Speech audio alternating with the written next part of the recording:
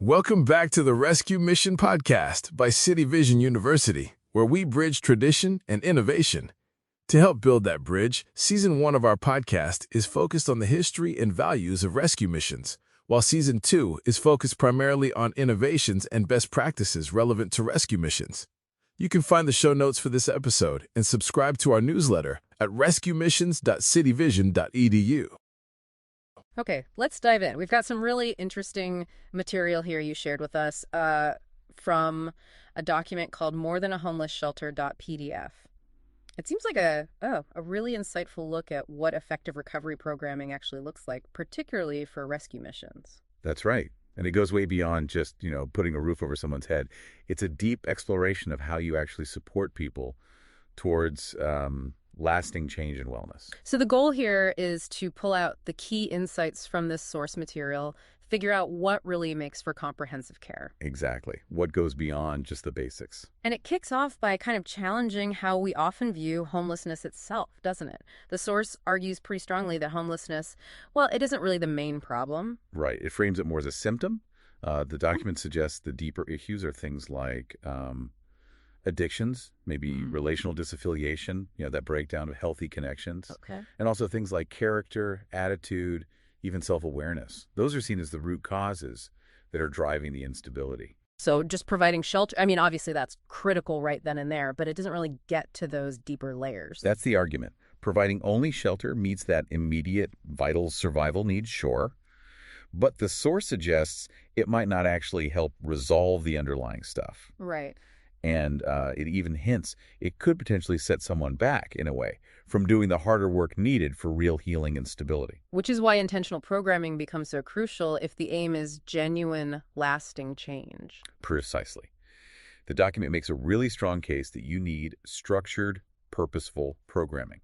Stuff designed specifically to tackle those foundational problems if you want to see real improvements in someone's wellness and, long-term success. And that leads right into the argument for long-term programming. What kind of time frame are we talking about here, and why is that length so important? Well, the material defines long-term pretty broadly, anywhere from 90 days up to 5 years. Right. But it seems like within rescue missions, the focus is often on getting someone to at least 12 months of sobriety within that program structure. And that 12-month mark isn't just pulled out of thin air, is it?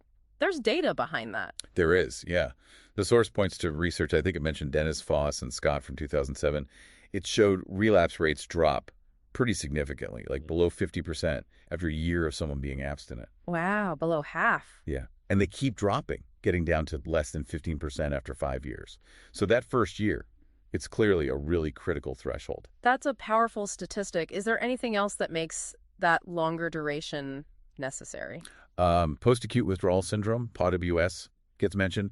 The source notes that those symptoms, they can hang around for over a year, sometimes even 2. Right. So staying in a supportive place while you're navigating that is pretty vital. And just practically speaking, from the experience noted in the source, when does the real internal change start to happen? Yeah, the insight shared there is that significant, noticeable internal change on those root issues we were talking about, character, attitude, self-awareness, that usually starts kicking in around the 6-month mark. Okay, 6 months. So programs shorter than that often seem to have less lasting effects because that deep work, it just hasn't had enough time to really take hold and solidify. It really hammers home that change takes time. And there's a specific recommendation about structure, too, isn't there? About keeping long-term clients separate from folks in emergency shelter? Yes, it strongly advises separating clients who are in those long-term programs from people just using short-term emergency shelter. Okay.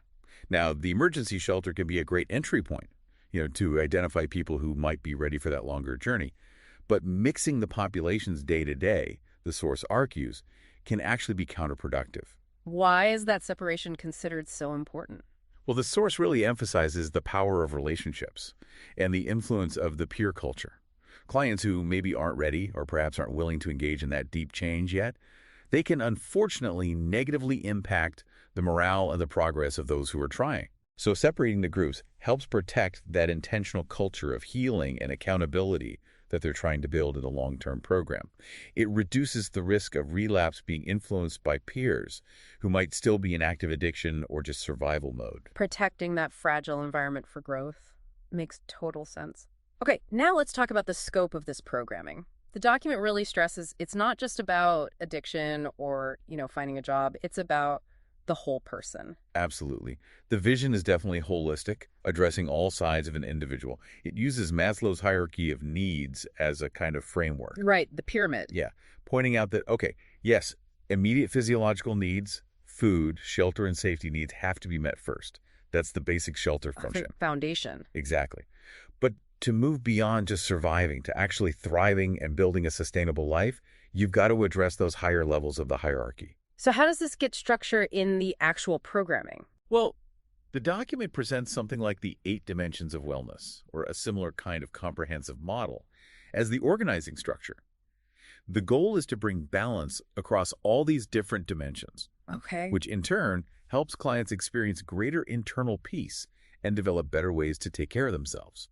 Let's unpack a few of these dimensions. Financial wellness seems incredibly practical, obviously. Oh, it is. And it's vital for long-term stability. But it goes beyond just earning money. It's about really understanding budgeting, how to manage debt, planning for the future, and building that sense of self-efficacy, that belief you can handle your finances. The source even mentions popular resources like Suze Warman or Dave Ramsey as examples of the kind of material that can empower clients here. Because for many clients, maybe financial literacy just wasn't something they were ever taught or maybe never had the chance to practice. Exactly. So providing this knowledge can give a huge boost to a client's sense of control and hope about their financial future. It counters that feeling of hopelessness that often comes with chronic money problems. Right. The document also makes an interesting point that observing how a client handles money can sometimes reveal insights into their underlying thought patterns or maybe even hidden issues. Interesting. Okay, what about intellectual wellness? That sounds kind of academic, but the source seems to describe it much more broadly. Yeah, it's definitely way more expansive than just, say, GED prep. In this context, intellectual wellness is about developing things like critical thinking, problem-solving skills, Okay. computer skills, strong communication, both talking and writing professionalism, ethical reasoning, and being self-directed.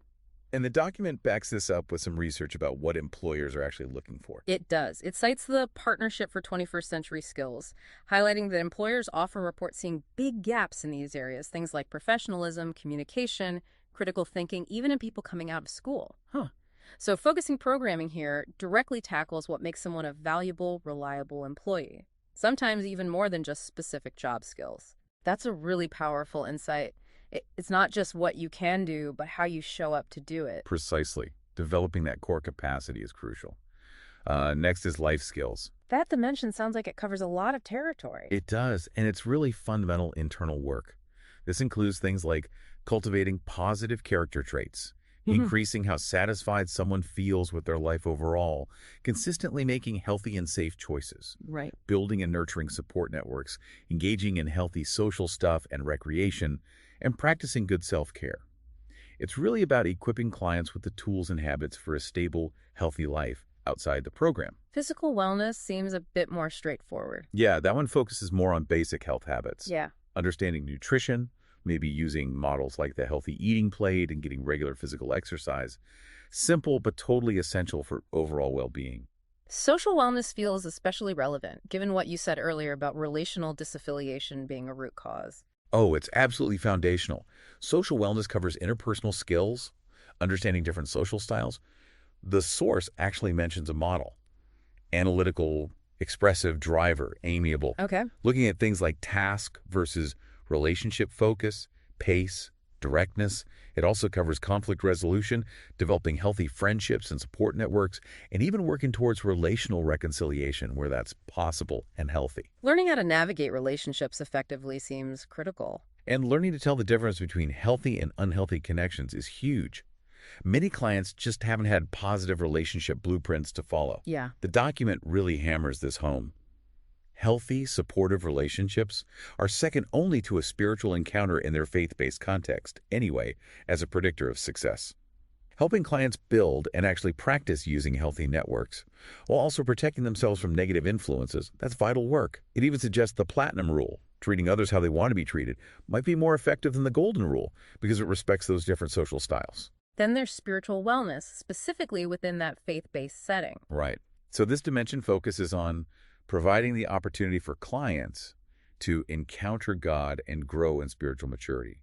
This might involve moving beyond just changing behaviors towards discovering and using personal gifts, cultivating things like the fruits of the Spirit, love, joy, peace, patience, engaging in prayer, study, seeking spiritual guidance. But the source is clear. While the mission is faith-based, they don't require clients to adopt a specific faith. The aim is more to create an environment where these encounters can happen and encourage a willingness to contribute positively to that environment for everyone. It's about creating the space and the opportunity. And modeling it through staff actions being doers of the word, as they put it. The focus is on progress and growth in faith, not demanding immediate perfection. Okay, finally, vocational wellness. This also sounds like it's about more than just, getting a job description filled. Much more. It's about understanding work ethic, which the document argues is really centered heavily on character and attitude traits that employers value. These like a positive attitude, integrity, dependability, interpersonal skills, initiative, enthusiasm, teamwork, flexibility, critical thinking. Right. The source even cites a survey highlighting just how highly employers rate these soft skills. So the programming should focus on developing these traits maybe just as much as, or even more than, specific job skills. Absolutely. While things like resume building and interview tips are useful, developing that underlying character that makes someone a reliable, valued employee, that's seen as more impactful for long-term success. The document also touches on helping clients understand the value exchange in the employer-employee relationship, maybe pushing back a bit against potential feelings of entitlement. And there's a significant point made about the timing, about when someone should actually enter the job market. Yes. The source notes that individuals struggling with addiction often have really short job histories, like less than a year, which creates this cycle of negative references. Oof, yeah. So it suggests that rushing clients into the job market too soon, maybe before they've really solidified their recovery or navigated challenges like hitting that wall phase, can actually be detrimental. Focusing on developing the other wellness dimensions might be more beneficial at first, maybe waiting up to a year before pushing the job search hard. What about the concept of work therapy that's mentioned? Yeah. Work therapy is presented as a way to provide purposeful healing work within the program itself. The key is that clients are intentionally seen as students, learning and practicing skills in a safe, kind of simulated environment, rather than just being used as free labor for the ministry's operations. It's a place to learn work ethic, build character, get coaching, and, make mistakes without getting immediately fired. That distinction feels really crucial, prioritizing the client's development over the ministry's immediate labor needs. It is. And staff training is essential there to keep that focus. The source also cautions against assigning work therapy tasks that might just reinforce a client's old identity or keep them stuck in their comfort zone, potentially stopping them from working on those deeper root issues. Right. Their value in the program shouldn't be tied just to how well they perform in work therapy. Let's shift gears a bit, because all this structured programming is happening while the client is on this internal journey, often grappling with addiction, their thought patterns, and the risk of relapse.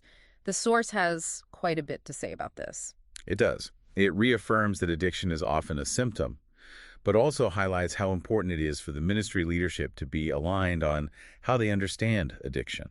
Yeah. Do they see it primarily as moral, medical, spiritual, psychological, cultural, or some mix? Consistency in that approach is vital for both staff and clients. And it really emphasizes that there's often a distinct way of thinking associated with addiction. Yes, the concept of stinking thinking comes up a lot. These are those negative, counterproductive thought patterns that the source, drawing from folks like Dr. David Burns, identifies as major barriers to change. Like, what kind of specific patterns are we talking about? Well, the document lists several. Obsession with the negative, discounting anything positive, jumping to conclusions without much evidence, magnification or catastrophizing, making mountains out of molehills. Yeah. Emotional reasoning, which is believing something's true just because you feel it strongly. Those shoulda, coulda, wouldas that lead to guilt, labeling yourself negatively based on the stakes, and personalization and blame, making everything about you or blaming others. Wow, those thought patterns can really warp someone's perception of reality. Oh, absolutely. They can create a total self-fulfilling prophecy. There's this great car honking illustration in the source that captures it perfectly. Oh. Yeah, the same exact event, someone honking at you, leads to completely different internal feelings and external actions based entirely on the person's thought process and the attitude that follows. It's like Olga Rosmanith is quoted saying, "Your internal weather, that is something you can learn to control. It's about changing your thoughts to change your experience." And resisting things like complaining or always needing to be right, referencing Luminita Saviak's work there too. Yes, those are framed as habits to consciously give up if you want to increase your personal happiness and life satisfaction. It's all part of that internal shift in attitude and thinking. So with all this focus on thinking and internal work, is relapse just inevitable? The document seems to suggest maybe not, although it's clearly a huge challenge. Right. The source makes a distinction between just abstinence, simply not using sobriety, which is more of an intentional decision to stay abstinent, and then recovery, which is described as a deeper renewal of the mind, actually thinking differently. And yeah, there's that debate mentioned. Is someone ever fully recovered? Or are they always recovering? While relapse rates are definitely high, especially early on, the document argues that relapse can be prevented. And it puts the main responsibility for that on the individual. It does stress that avoiding relapse ultimately comes down to the individual using healthy coping skills and engaging their support network, though it fully acknowledges that the network has a massive influence. Right. It pushes back a bit against the idea of slips being just a normal, expected part of the process.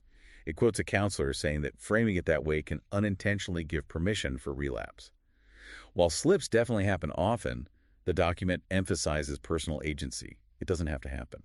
Are there identifiable stages in recovery mentioned? Yeah. And warning signs people should look out for? Yes.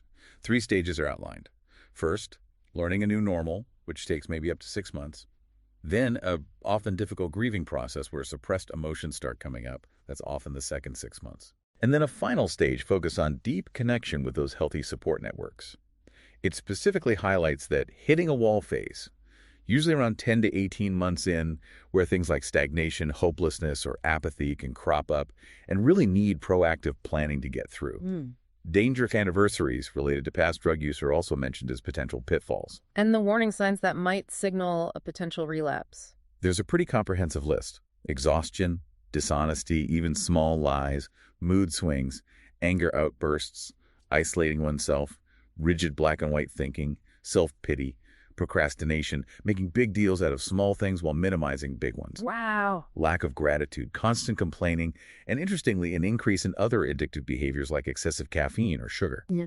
The Faster Awareness Scale is mentioned as a tool for recognizing these. Okay. And crucially, the source notes that loved ones, friends, family, staff often spot these new or re-emerging patterns, these warning signs, before the person themselves does. It just highlights how layered and, frankly, how vigilant the whole process of recovery needs to be. It really does.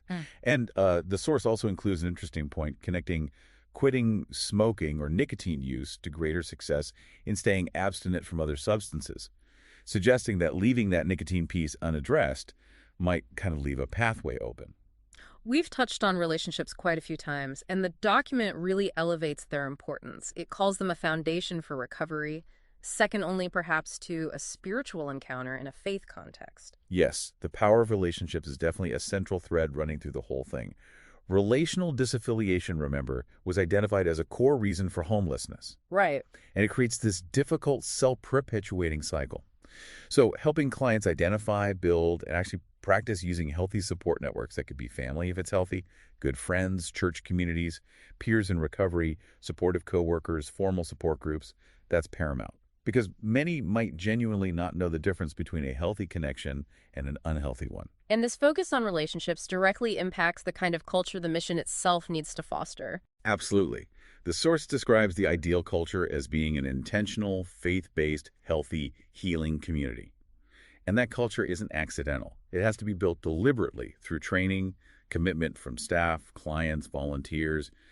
What's allowed to happen consistently becomes the norm, whether it's good or bad. How do rules fit into creating a healing culture? Sometimes rules can feel pretty rigid or punitive. That's a fair point. Rules are seen as necessary, and they play a vital role. The document argues they provide stability and safety, addressing those fundamental needs on Maslow's hierarchy after immediate survival is handled. They create a predictable environment where clients can hopefully feel secure enough to let their guard down and engage in the deeper transformative work. But the way rules are implemented seems absolutely critical. Entirely. Rules need to be explained. The why behind them needs to be communicated clearly and repeatedly because, as the source puts it, rules without reason cause resentment and rebellion. Makes sense. They should also be fair, flexible, where appropriate, and this is crucial. The implementation should always prioritize the relationship between the staff member and the client. The source advises against a sort of drill sergeant approach, or just relying on impersonal signs like staff only. Staff should aim to explain the reasons in a way that builds client buy-in and commitment, not just, grudging compliance. And the relationship between staff and client is singled out as being exceptionally important. It's presented as potentially the single most vital factor in a client's success, even more impactful potentially than the staff member's professional training or years of experience. Wow. Which is why the document suggests missions should really prioritize investing in skilled, well-compensated staff for these direct care roles, because the weakest link in those staff relationships can significantly limit how effective the whole ministry is. Building community within the program itself, like having shared meals or activities, that seems to support this relationship focus. Yeah, that mirrors healthy family dynamics, and it strengthens those peer support networks. It provides that crucial, tangible relational support system right there within the program environment. The document also briefly touches on different counseling or program styles used to support all these changes we're talking about. Like CBT and motivational interviewing, I think I saw those mentioned. Yes. Cognitive behavioral therapy, or CBT, is mentioned as a method for helping people identify and challenge those negative thought patterns and behaviors, aiming to change the undesirable consequences. Okay. And motivational interviewing, MI, is presented as a more collaborative, less confrontational style. It's focused on helping clients find their own internal reasons for change. It uses techniques like open questions, affirmations, reflective listening, and summaries, often remembered by the acronym ORRS. And the research cited seems to lean towards those more supportive approaches being more effective. Yeah, the source mentions studies, like one by Miller, Benefield, and Tonigan from back in '93, which indicated that confrontational therapy styles could actually increase client resistance and lead to poorer outcomes. Interesting. Compared to more supportive, empathetic approaches, which resulted in better abstinence rates and reduced substance use. So while blending different theories is probably beneficial, the document keeps coming back to the idea that the overall therapeutic alliance, the quality of the relationships, those remain the most powerful factors. This brings us to a really significant section in the document: ethical responsibilities and maintaining healthy boundaries. Yeah, this is critical, absolutely critical for the safety of clients, the safety of staff, and just the integrity of the entire program. The source strongly emphasizes non-maleficence, basically, do no harm, and practicing compassion. Having written policies and providing regular training on ethics is highlighted as a best practice. It reduces risks, even for organizations that might not be legally required to follow specific clinical standards. And there are specific danger signs listed for when staff-client boundaries might be getting blurred. Yeah, a pretty comprehensive list is provided. Things like frequently thinking about a specific client outside of work, spending social time with them, oversharing your own personal information, feeling excessively worried about or defensive of one particular client. Okay. Advocating for one client over others when it comes to policy, feeling personally hurt by a client's choices, any inappropriate physical touch or flirtation, believing you're the only one who truly understands or can help a client. Right, that savior complex idea. Exactly, or a client showing inappropriate preference for you, accepting secrets from a client that you wouldn't normally keep, or maybe just failing to document interactions properly. These are all red flags. And the principle of once a client, always a client seems important for maintaining those professional lines long term. Yeah, it emphasizes that ongoing need for vigilance in maintaining professional boundaries, even well after someone has formally left the program. The document also offers some practical filters for making ethical decisions when things aren't clear-cut. It does. It provides a kind of 6-point checklist to evaluate any action or decision. First, is it legal? Second, is it beneficial and healthy for the ministry overall? Third, is it beneficial and healthy for the staff member involved? Okay. Fourth, is it beneficial and healthy for the specific client involved? Fifth, is it beneficial and healthy for other clients? And sixth, is it consistent with the organization's policies? Using these filters can help navigate those tricky gray areas. Staff self-disclosure and, sharing personal information, that's also discussed. Yes, and it prompts staff to really think about the purpose of sharing. Why am I considering sharing this? What's the positive outcome I'm hoping for? How does this actually benefit the client? Right. It weighs potential pros like, Maybe building trust or validating the client's feelings against the cons, like potentially undermining the staff's authority, complicating the professional relationship, shifting the focus away from the client, or maybe even placing an undue burden on the client. Concepts like transference and countertransference seem relevant here too. Definitely. These describe situations where feelings or dynamics from past relationships get projected onto the current one. Transference is when the client projects feelings onto the staff member, maybe seeing them like a parent or a friend. Okay. Countertransference is when the staff member projects their feelings onto the client, maybe feeling overly protective or unusually annoyed or even attracted. And the recommendation when those sorts of feelings crop up Is to recognize them, first off, and then consider referring the client to another staff member if those feelings are interfering with objectivity.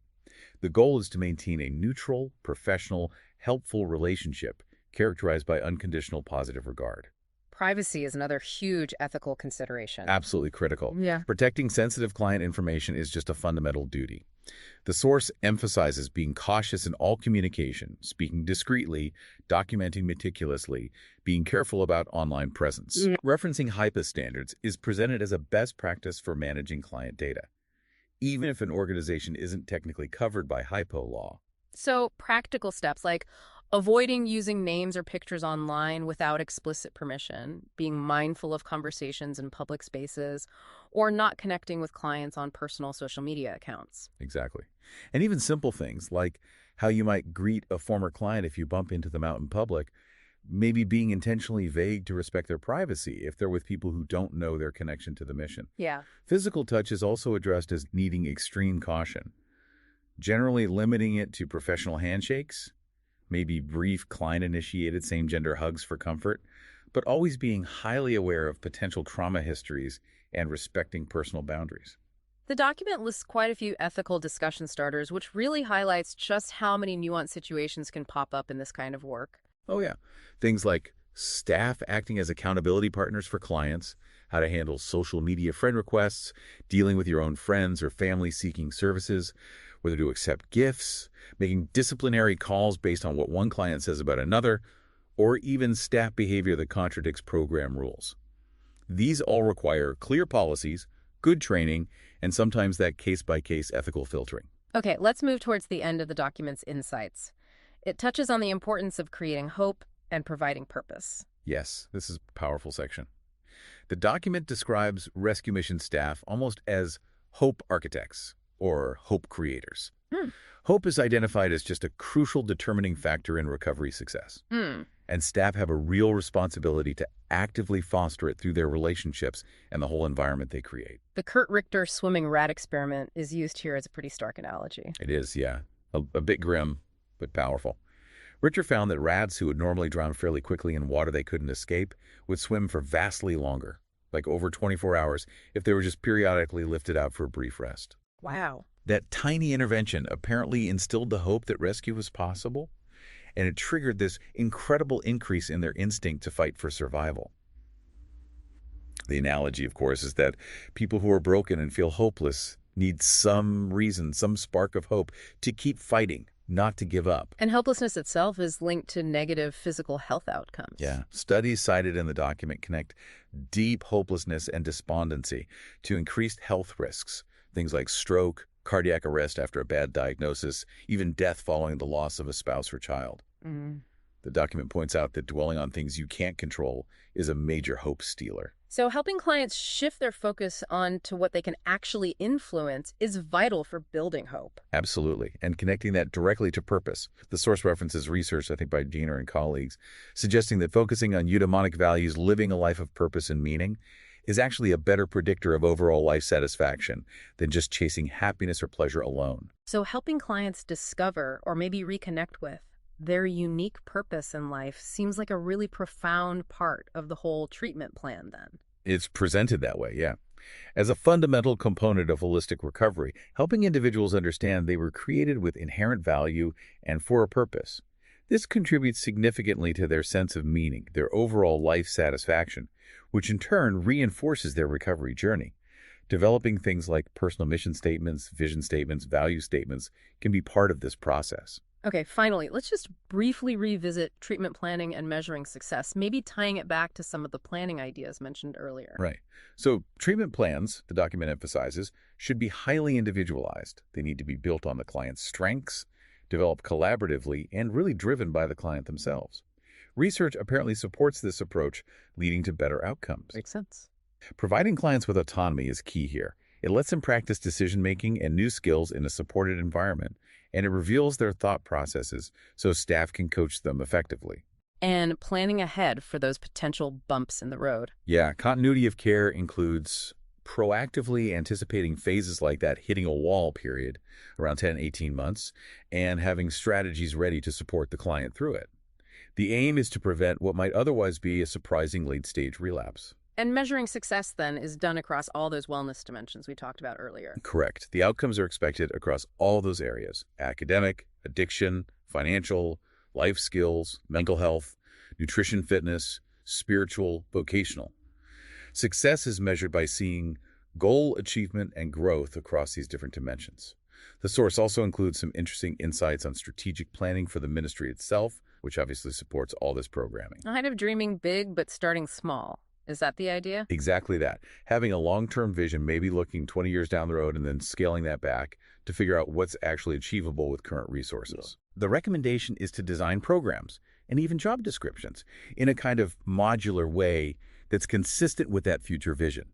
That way, when the mission grows, the structure is already kind of in place, which reduces friction and ensures growth is intentional, not just reactive. Wow. Okay, this document really does provide a comprehensive blueprint for moving beyond just basic shelter to genuinely transformative recovery. It really pulls it all together, doesn't it? Yeah. The idea that effective programming tackles those deep-root issues using a holistic approach, and it's anchored in long-term engagement, an intentional culture, strong relationships, ethical practice, and actively instilling both hope and purpose. So, thinking about the bigger picture, what does all this mean for how maybe we should think about supporting people experiencing homelessness? It sounds like it means seeing them not just in terms of their immediate needs, but as complex individuals with layers, with immense potential, who need a supportive, intentional community to really heal and thrive. Yeah, it shifts the focus, doesn't it? From just managing a problem to really investing in a person's potential for a renewed, purposeful life. That definitely leaves us with something to think about. Given the depth of internal change needed, the importance of external support, and those documented challenges like hitting a wall even years into sobriety, is recovery ever truly a finished state? Or is it perhaps always an ongoing, lifelong process of growth, vigilance, and connection? We hope you enjoy this episode and that it both inspires and equips you to serve the least, the last, and the lost in Jesus' name. You can find the show notes for this episode and subscribe to our newsletter at rescuemissions.cityvision.edu. If you would like to learn more about City Vision University's courses and degree programs, visit our website at www.cityvision.edu.